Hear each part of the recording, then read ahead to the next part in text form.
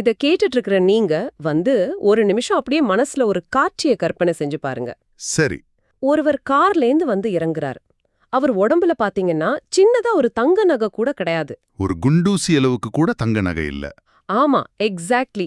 உலகத்தோட ஆடம்பரங்கள், பகட்டான விஷயங்களை எதையுமே தான் விரும்பல அப்படிங்கறத வெளிக்காட்டுற மாதிரி ரொம்ப எளிமையான ஒரு வெள்ளை உடை அணிஞ்சிருக்கார். ஆனா அவர் இறங்குற அந்த கார் இருக்கு இல்லையா, அது ஒரு 50 லட்சமோ இல்ல 1 கோடி ரூபாயோ மதிப்புள்ள ஒரு அதிநவீன சொகுசு கார். வாவ், இது கேட்கவே ஒரு பெரிய முரண்பாடா இருக்கு. கண்டிப்பா.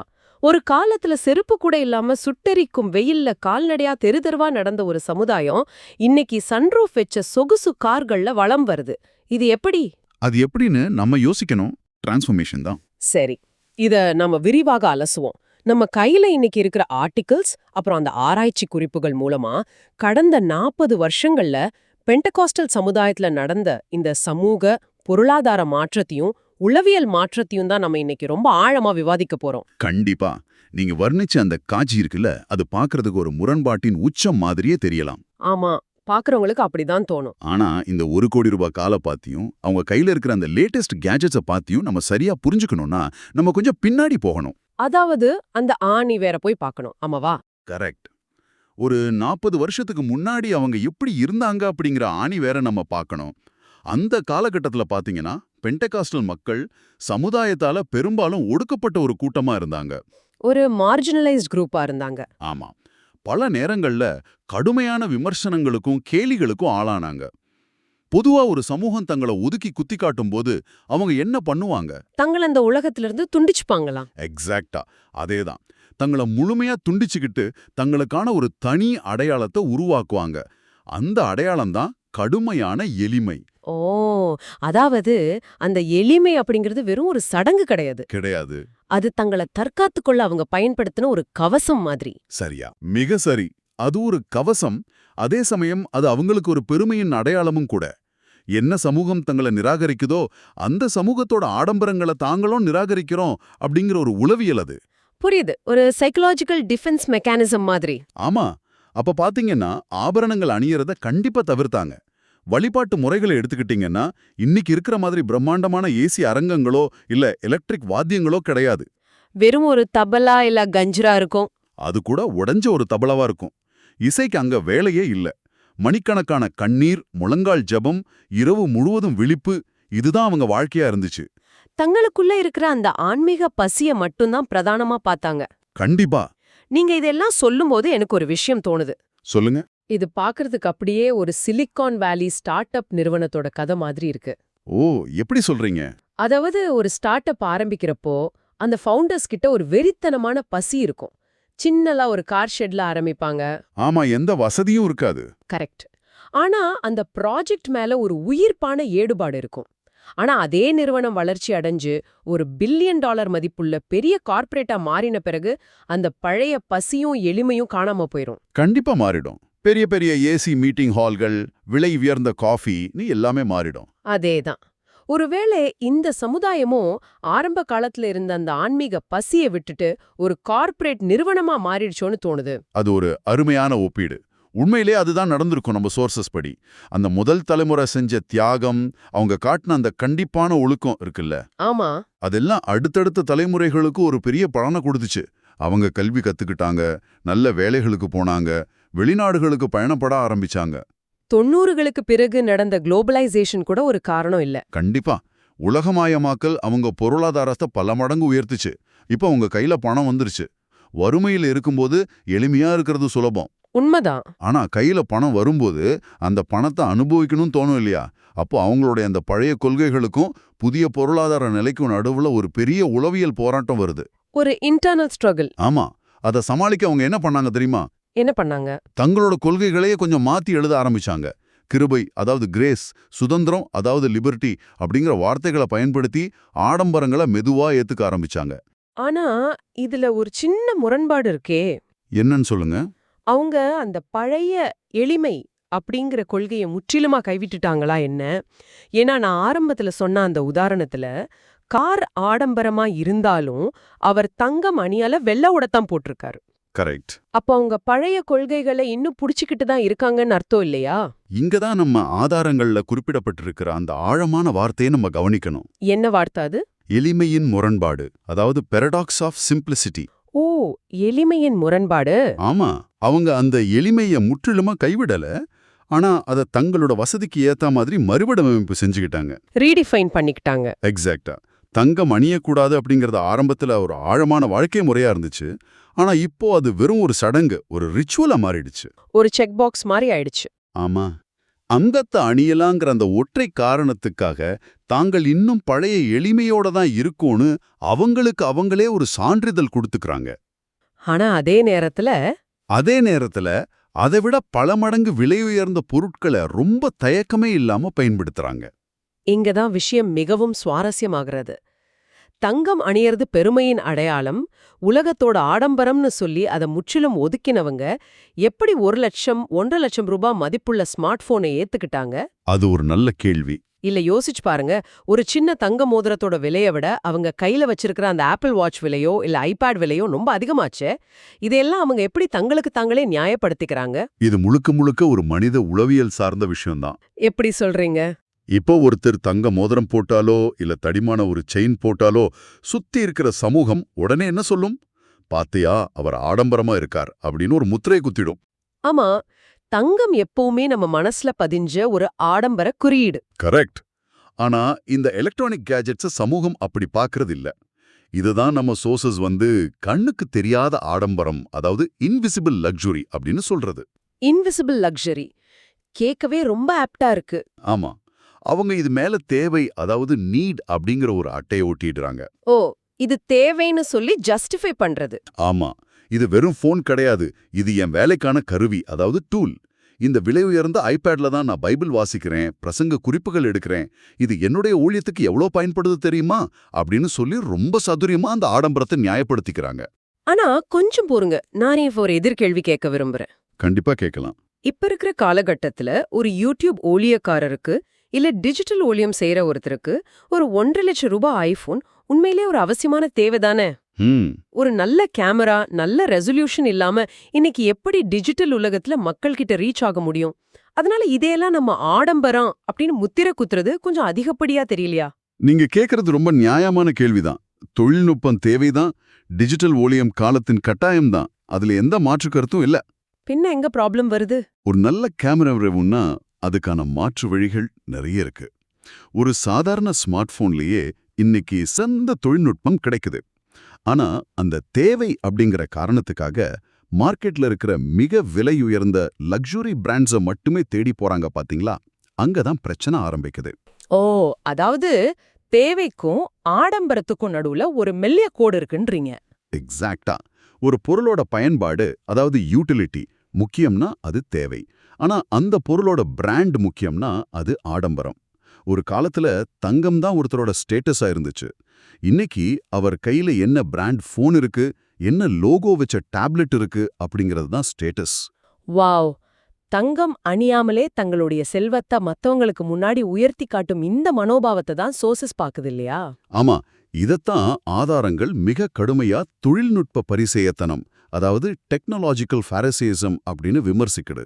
தொழில்நுட்ப பரிசேயாத்தினம், இந்த வார்த்தை நிஜமாவே ஒரு பெரிய அறைய திறக்கிற மாதிரி இருக்கு. வெளியில எளிமையா தெரியணும், ஆனா உள்ளுக்குள்ள உலகத்தோட அத்தனை ஆடம்பரங்களும் இருக்கணும். இதுதான் அந்த பரிசேயாசம். சரி, கையில வச்சிருக்கிற கேட்ஜெட்ஸ வேணும்னா வேலைக்கான கருவி, ஊழியத்துக்கான தேவை அப்படின்னு சொல்லி நியாயப்படுத்தலான்னு வச்சுப்போம். சரி. ஏன்னா அது சின்னதா கையில அடங்கிடுது. ஆனா ஒரு பிரம்மாண்டமான சொகுசு காரை எப்படிங்க நியாயப்படுத்த முடியும்? அது ஒரு பெரிய கேள்விதான். ஒரு ஊருக்கு போய் பிரசங்கம் பண்ணிட்டு வரணும்னா சாதாரண பாதுகாப்பு அம்சங்கள் உள்ள ஒரு நடுத்தர காரே போதுமே.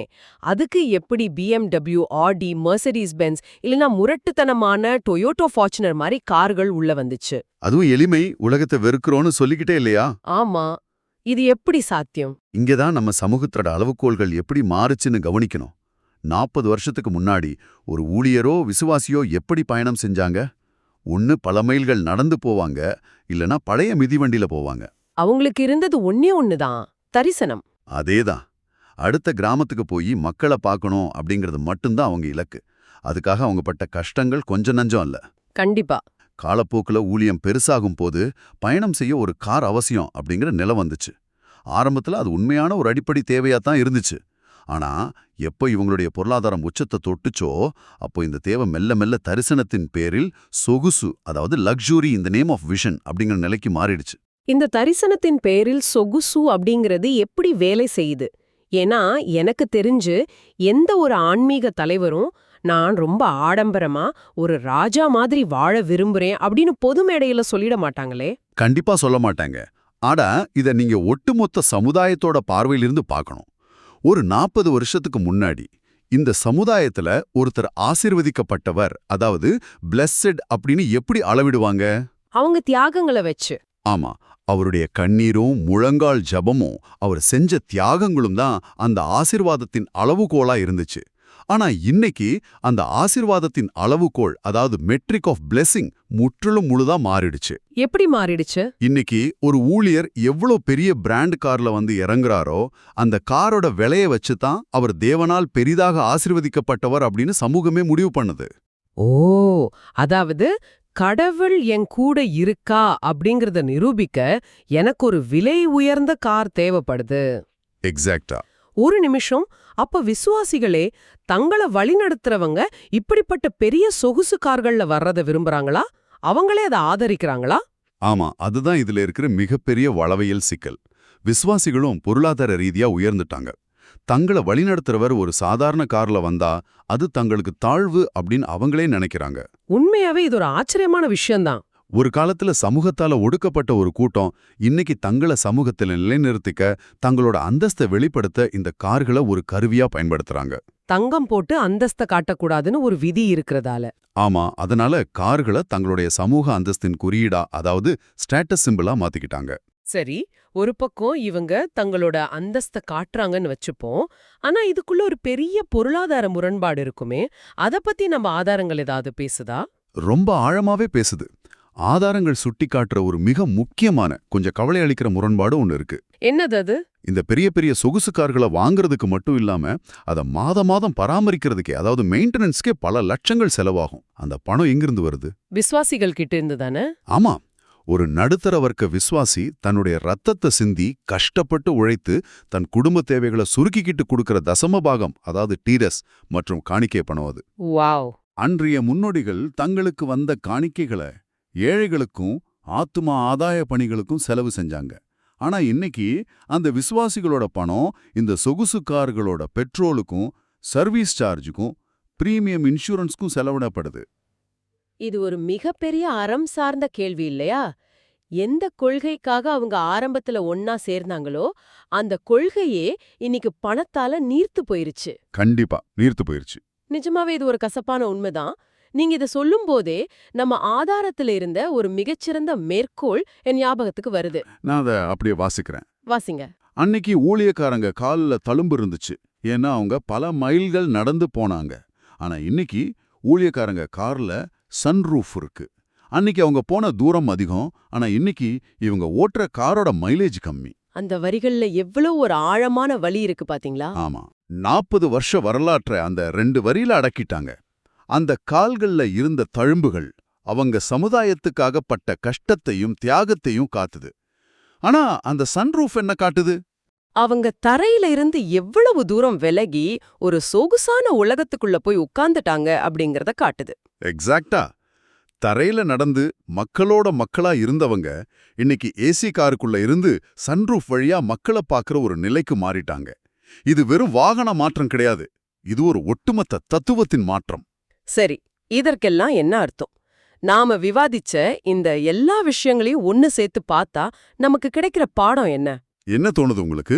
ஒரு சமுதாயம் ஒடுக்கப்பட்ட நிலையில இருந்து இன்னைக்கு பொருளாதாரத்திலையும் செல்வாக்குலையும் உச்சத்துல இருக்கு.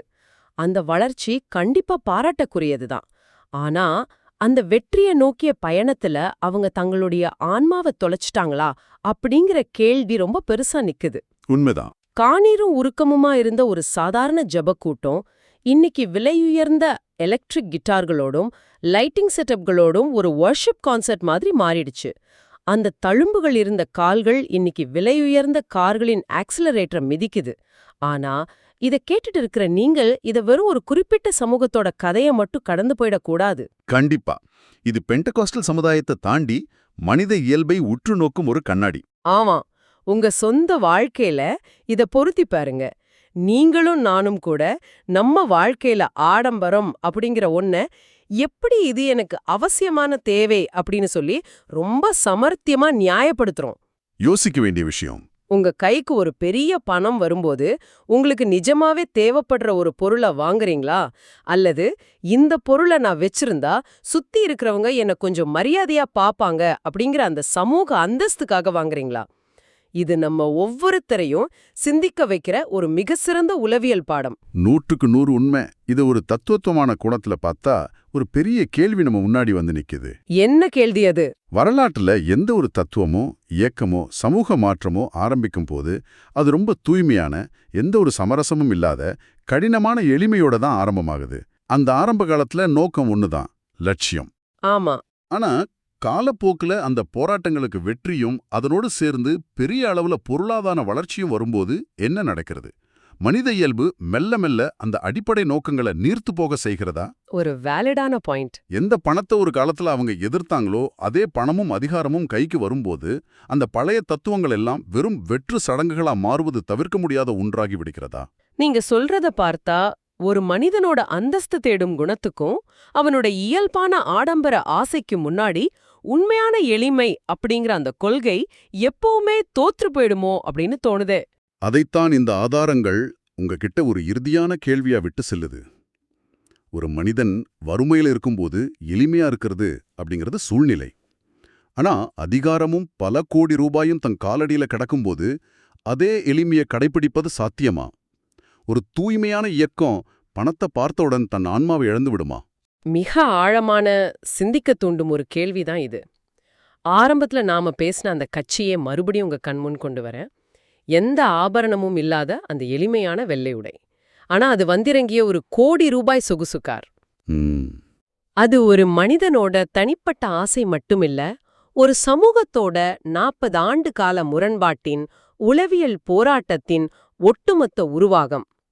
இந்த சிந்தனையோட இன்றைய இந்த ஆழ்ந்த தேடலை நாம நிறைவு செய்வோம்.